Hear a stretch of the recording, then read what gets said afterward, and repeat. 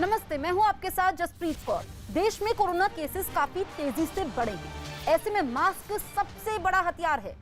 हम आपसे बार बार अपील करते हैं कि आप मास्क पहनें। इसको लेकर न्यूज 18 इंडिया ने एक मुहिम भी शुरू की है, #मास्क पहनो इंडिया। आप खुद से ये प्रण लीजिए कि जब तक ये महामारी है आप मास्क नहीं उतारेंगे। देश के कई राज्यों में खतरनाक ब्लैक फंगस ने अपने पैर पसार लिए हैं।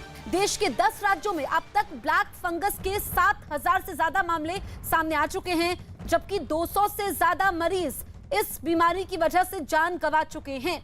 कोरोना के ठीक हो रहे कुछ मरीजों को म्यूकरमाइकोसिस यानी ब्लैक फंगस नाम की यह बीमारी अपने शिकंजे में ले रही है।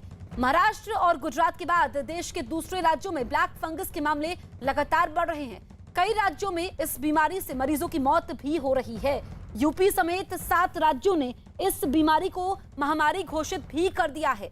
केंद्र सरकार भी कोरोना के साथ ब्लैक फंगस के बढ़ते कदम को रोकने के काम में जुट गई है।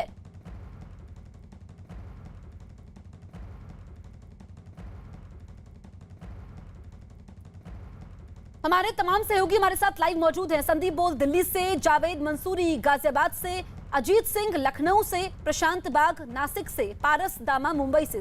संदीप, मैं सबसे पहले आपके पास आती हूं क्योंकि ब्लैक फंगस का खतरा लगातार बढ़ रहा है और कई राज्यों ने इसको महामारी घोषित किया है। दिल्ली में इससे बचने के लिए क्या इंतजाम किए गए हैं, क्या तैयारियां हैं? दिल्ली में बचने के लिए लगातार दिल्ली सरकार कोशिश कर रही है कि जो दवाइयां हैं, जो इंजेक्शन हैं, जो कि इस ब्लैक फंगस से पीड़ित लोगों को लगते हैं, उसको लेकर केंद्र सरकार से बात कर रही है। लेकिन सबसे बड़ी बात यह जसप्रीत की जिस तरीके से ब्लैक फंगस फैल रहा है, ये सिर्फ और सिर्फ इस वजह से हो रहा है कि जो स्टेरॉइड्स की जो मात्रा है वो जिन भी ऐसे लोगों के ऊपर जो कि इस कोरोना से पीड़ित थे उनको दी जा रही थी, डॉक्टर की सलाह से दी जा रही थी, इस तरीके के मामले उसमें सामने आ रहे हैं। और साथ ही बहुत सारी चीज़ें ऐसी हैं कि लोग जो है सोशल मीडिया पे और सोशल नेटवर्किंग साइट्स पे देखकर खुद भी अपने आप से जो है इस तरीके के स्टेरॉइड्स लेने की कोशिश कर रहे थे, जिसकी वजह से ये मामले बढ़ रहे हैं। तो अभी फिलहाल कोशिश यही की जा रही है कि जिन भी अस्पतालों में ये फंगस है, ब्लैक फंगस से जो मामले बढ़ रहे हैं उसको रोका जा सके। और दिल्ली सरकार कोशिश कर रही है कि भारत सरकार से जो है दवाइयाँ और ख़ासतौर पर इंजेक्शन ले सके, क्योंकि एक दिन में कम से कम 4 से 5 इंजेक्शन देने पड़ सकते हैं। और ऐसे में ये जो ब्लैक फंगस है तब तक जो है कार्रवाई पूरी तरीके से दुरुस्त नहीं हो सकता जब तक कि इंजेक्शन प्रॉपर मात्रा में नहीं आ सकते हैं। बहुत सारी जो बेसिक नॉलेज जो है, बेसिक जानकारी जो है वो भी स्प्रेड करने की ज़रूरत है, क्योंकि लोग जो है कोरोना से ठीक होकर घर चले जाते हैं लेकिन उसके बाद जो है शायद उन सारे प्रिकॉशन को नहीं लेते हैं, जिसकी वजह से ये ब्लैक फंगस जो है वो फैल रहा है। ये ब्लैक फंगस कोई नई बीमारी नहीं है, ये कोई नया फंगस नहीं है, काफ़ी लंबे समय से ये फंगस था, लेकिन अब चूंकि प्रतिरोधक क्षमता जो है मामले ज्यादा बढ़े हैं। संदीप बने रहिए, लौटेंगे आपके पास।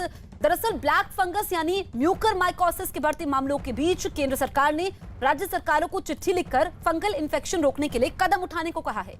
स्वास्थ्य मंत्रालय की तरफ से राज्यों और केंद्र शासित प्रदेशों को कहा गया है कि वो इन्फेक्शन रोकने और इससे बचाव के लिए अपनी तैयारियों की समीक्षा करें, साथ ही अस्पतालों में सफाई और सैनिटाइजेशन की भी समीक्षा करें।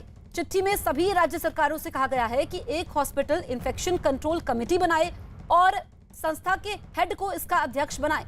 इन्फेक्शन से बचाव और कंट्रोल के लिए एक नोडल ऑफिसर बनाने का भी सुझाव दिया गया है, जो माइक्रोबायोलॉजिस्ट या सीनियर इन्फेक्शन कंट्रोल नर्स हो सकती है। साथ ही हॉस्पिटल में इन्फेक्शन प्रिवेंशन कंट्रोल प्रोग्राम बनाने और उसे लागू करने के लिए भी कहा गया है।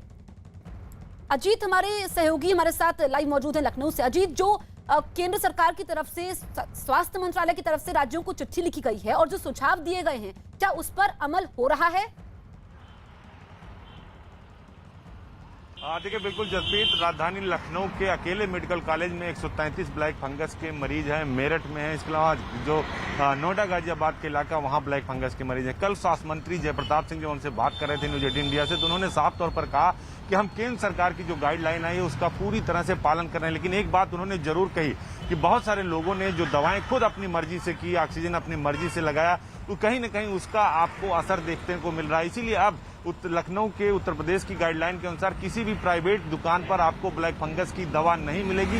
ये सिर्फ सरकारी अस्पतालों में ही मिलेगी। लखनऊ में बाकायदा जो पीजीआई के डायरेक्टर हैं डॉक्टर धीमान, उनकी अध्यक्षता में एक कमेटी बनाई गई है जिसमें केजीएमसी के डॉक्टर हैं, लोहिया संस्थान के डॉक्टर हैं और ये एक अस्पताल जहां हम खड़े हैं डॉक्टर श्यामा प्रसाद मुखर्जी बड़ा हॉस्पिटल लखनऊ का सिविल हॉस्पिटल है, यहाँ के डॉक्टरों को उस टीम में शामिल किया गया। ब्लैक फंगस से निपटना इतना आसान नहीं होगा। सरकार को पूरी जानकारी इस बात को बखूबी पता है और खुद मुख्यमंत्री ने कल ब्लैक फंगस को महामारी घोषित कर दिया है, यानी उत्तर प्रदेश में भी ब्लैक फंगस महामारी के तौर पर घोषित किया जा चुका है। बाकायदा डॉक्टरों की एक कमेटी है, विशेषज्ञ डॉक्टर ही इसका इलाज करेंगे। लेकिन जो ये ब्लैक फंगस बढ़ा है, लोगों ने खुद इसका इलाज करना शुरू कर दिया था, खुद दवाई लेनी शुरू कर दी थी, खुद प्रकाश। ठीक है अजीत, लौटेंगे हम आपके पास। दरअसल कोरोना महामारी के साथ दहशत फैलाने वाले ब्लैक फंगस यानी म्यूकरमाइकोसिस की पिछले कुछ दिनों से कोरोना के मरीजों में ब्लैक फंगस के मामले तेजी से बढ़े हैं। इस बीमारी से जुड़े हर सवाल का जवाब हम आप तक पहुंचाएंगे और इसके लिए हमारे साथ मौजूद हैं 4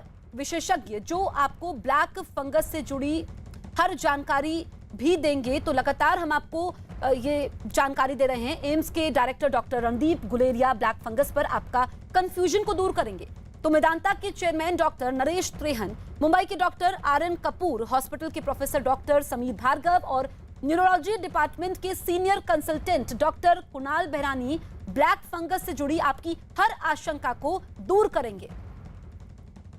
एक तो संक्रमण की वजह से बॉडी वैसे ही वीक हो जाती है, दूसरा क्योंकि लंग्स पे या बॉडी के ऊपर इन्फ्लेमेशन का इफेक्ट पड़ रहा है तो हम स्टेरॉइड्स यूज करते हैं और जिन लोगों में ज्यादा हाई डोज स्टेरॉइड्स यूज किए गए और वो डायबिटिक थे और उनका ब्लड शुगर पूरी तरह से कंट्रोल नहीं हुआ तो वो उनका इम्यून सिस्टम कम होने की वजह से और शुगर हाई होने की वजह से वो वल्नरेबल हो जाते हैं।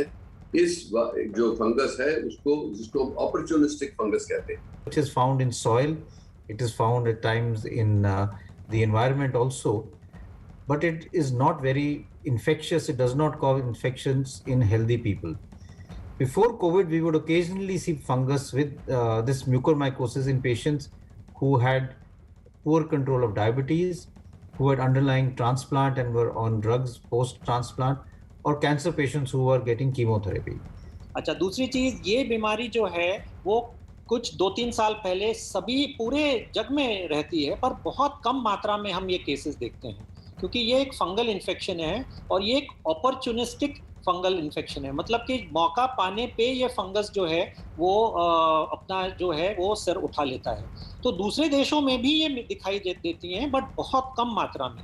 और इस साल और पिछले साल भी फर्स्ट वेव जब कोविड की हुई थी उसमें भी हमने कुछ म्यूकोरमाइकोसिस के केसेस ज्यादा मात्रा में दिखाई दिए थे। इस साल कोविड केसेस की मात्रा बहुत ज्यादा है कंपेयर टू पिछले साल के वेव में, फर्स्ट वेव में। सेकेंडली, इस बार जो हमारे ड्रग जो हमने दवाइयाँ दी कोविड में, तरह तरह की दवाइयाँ आई, वो इफेक्टिव दवाइयाँ भी आई, लेकिन एट द सेम टाइम हमने कहीं ना कहीं जैसे हमने जब यूज स्टेरॉइड का किया और स्टेरॉइड का यूज डॉक्टर्स तो कर ही रहे हैं और हमने जो कॉमनली देखा है कि जो लोग हैं वो ओवर द काउंटर जाके स्टेरॉइड का यूज अपने आप भी कर रहे हैं। ये बहुत ही कॉमन हमें देखने को मिला कि लोग अपने से स्टेरॉइड यूज कर देते हैं, स्टेरॉइड को लंबा खींच देते हैं, लंबा देर तक देते हैं और ये ऐसा स्टेरॉइड है जो बॉडी की इम्यूनिटी बहुत ही नीचे लेके आ जाता है। जावेद के पास चलते हैं जो गाजियाबाद में